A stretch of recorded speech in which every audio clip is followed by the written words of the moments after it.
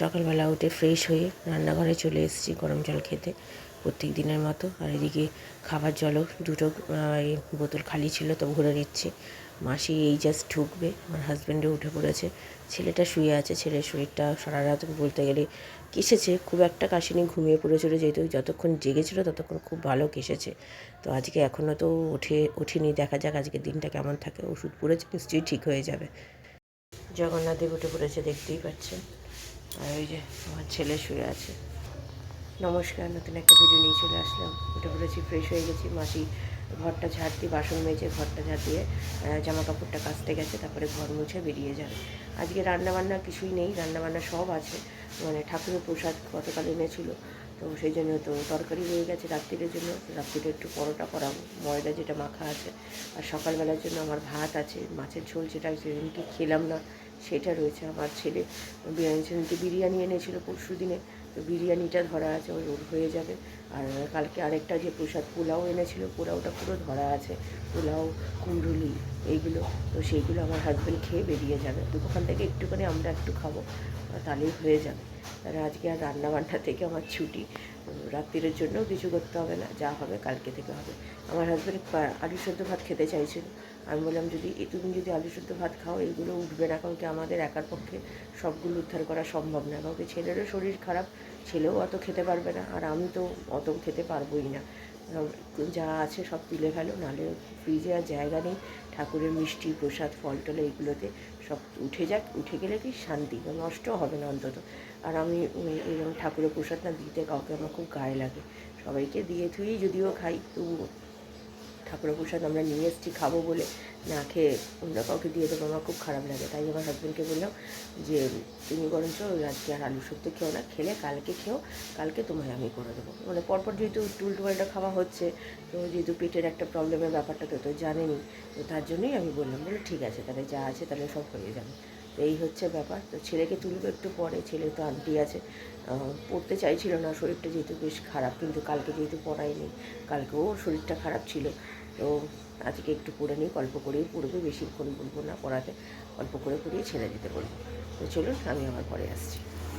চা বসিয়ে দিয়েছি আমার জন্য।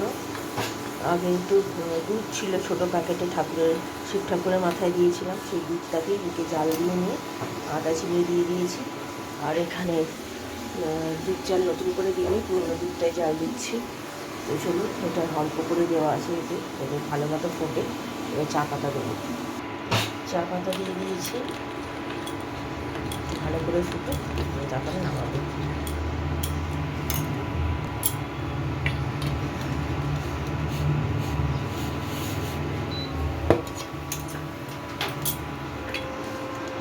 কোনো দুধ পড়ে যেত ওইদিকে।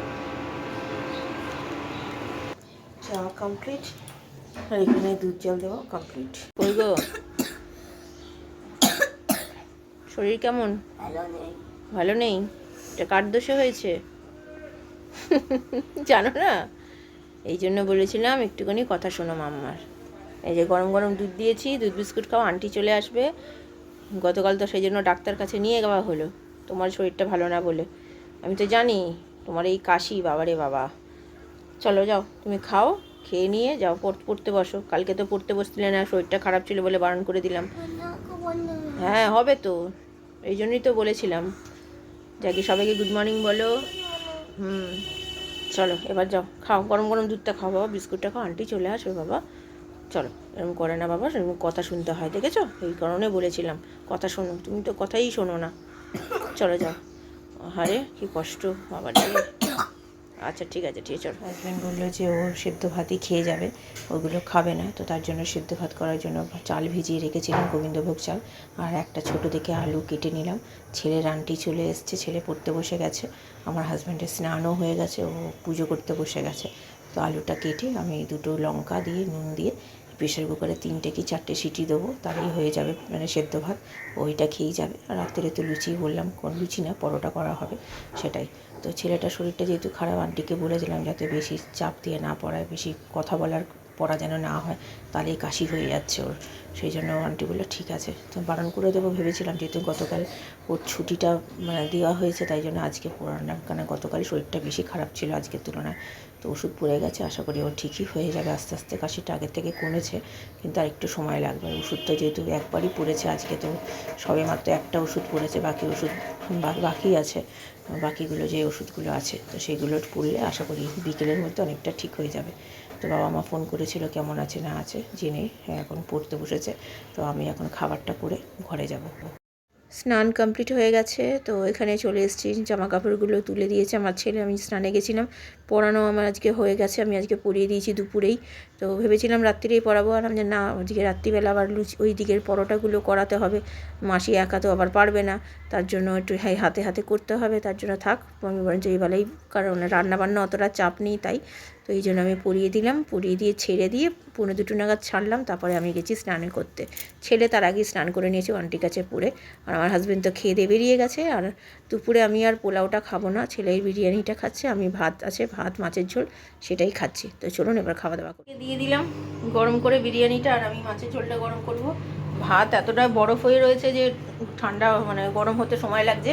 তো চলুন এই মাছের ঝোলটা গরম করে লেবু দিয়ে খাবো। আর ওই যে ছেলেকে দিয়ে দিলাম, ও খেয়ে নিক। 2:30 বাজে, ওর ওষুধ ছিল ভুলে গেছিলো, নাহলে অনেক আগেই দিয়ে দিতাম। তো ওষুধটা খাইয়ে দিয়েছি, দিয়ে আধ ঘন্টা হয়েছে, এবার আমি আরও একসাথেই খেয়ে নেবো। চলুন। কিরে, শরীর কেমন?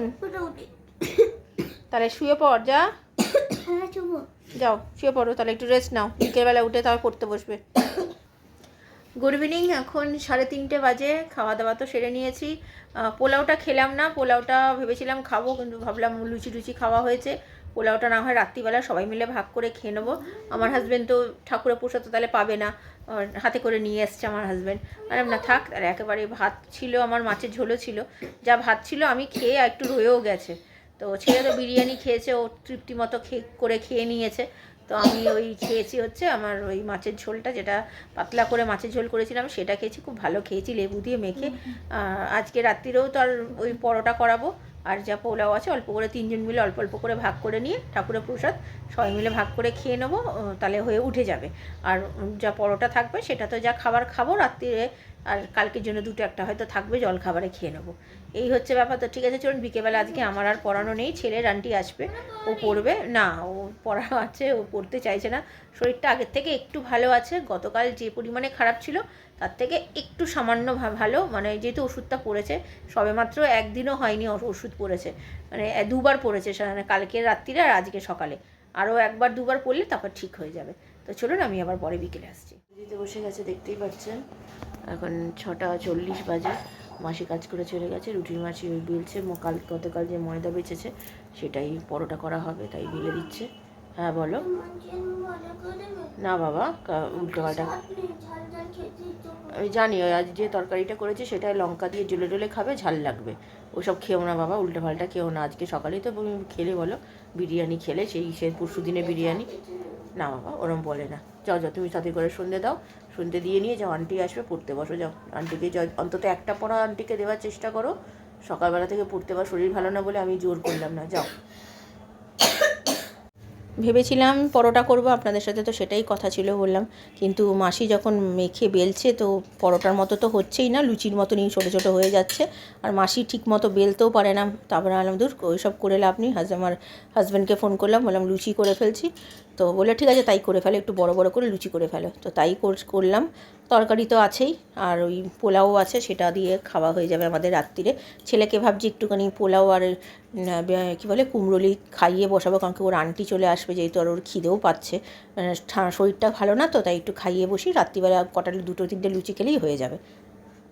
এই প্রসাদ কালকে আমার হাজব্যান্ড নিয়ে এসেছিলো, তো প্রসাদ দিয়েছি, 7:30 বাজে, আন্টি এখনও আসেনি, আন্টি চলে আসবে, বললাম ওর খিদে পাচ্ছে, ওষুধ দিলাম, তাই বললাম একটুখানি পোলাও আর কুমড়োলি খেয়ে বস, তো যাও খেয়ে পড়তে বসো, ঠিক আছে যাও। গুড ইভিনিং, এখন 7:45 বাজে, ছেলের আন্টি একটু আগে ঢুকলো। তো আমার ছেলেকে তো দেখলেন আমি খেতে দিয়ে দিয়েছিলাম, একটু খেয়ে বসলো, ওষুধ দিয়ে দিয়েছি, ওষুধ খেয়ে বসে গেছে ও। তো এখন জামা কাপড়টা ভেজাইনি, আর এমনি আমাদের গ্যাসটা পরিষ্কার করার কিছু নেই যদিও, তো একবার একটু টেনে দেবো তাহলেই হবে।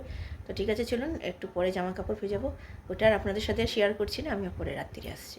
খাবার বেড়ে নিয়েছি, এটা হচ্ছে আমার হাজব্যান্ডের, এটা আমার আর আমার ছেলের। তো চলুন খাওয়া দাওয়া সেরে নিই। আর এই যে আমার ছেলে, কালকে বাবা মা আসবে, তো রান্না বান্না করতে হবে, কালকে একটু কাজ আছে সেই জন্যই আসবে। আমার ছেলেরও শরীর খারাপ, সে দেখতেও আসবে। তো চলুন খাওয়া দাওয়া সেরে নিই, পরে আসছি। থেকে খাওয়া দাওয়া তো হয়ে গেছে অনেকক্ষণ, এখন বাজে 12টা 10। মোবাইল দেখছিল, টিভি দেখছিলাম। আর আমার ছেলের তো কাশি মানে কাল থেকে যে শুরু হয়েছে, আর একটু বমি বমি পেয়ে যাচ্ছে ওর, কারণ কি কাশতে কাশতে গলাটা শুকিয়ে যাচ্ছে, তখনই একদম ওয়াক ওয়াক উঠে আসছে। তো যাই হোক, একবার দুবার একটুখানি হলো, উল্টি হলো, আর কি করা যাবে, কিছু তো করার নেই, এখন এটা নিয়ে চলতে হবে। ওষুধ অ্যান্টিবায়োটিক সারাদিনে আজকে পুরো 2বার পড়েছে, কালকে একবার, আজকে আরও 1-2 দিন পড়বে, তারপর না হয় ঠিক হবে। জানিও ভালো রকমই লেগেছে। তো ওয়েদার চেঞ্জ হচ্ছে, তারপরে ঘরে ধুলো বালি সব হয়েছে, সেইগুলোরও একটা অ্যাকশান তো থাকেই। তো ভালো রকমই হয়েছে। তো যাক গিয়ে ঠিক আছে, চলুন ভিডিওটা তাহলে আর বড় করছি না। ভালো লাগলে লাইক শেয়ার সাবস্ক্রাইব করবেন। নতুন একটা ভিডিও নিয়ে চলে আসবো। আপনারা ভালো থাকবেন, সুস্থ থাকবেন। নমস্কার। এই যে ছেলে, কি চোখ মুখ দিয়ে জল বেরিয়ে গেছে দেখুন, কেসে কেসে। চলো যাও শুয়ে পড়ো।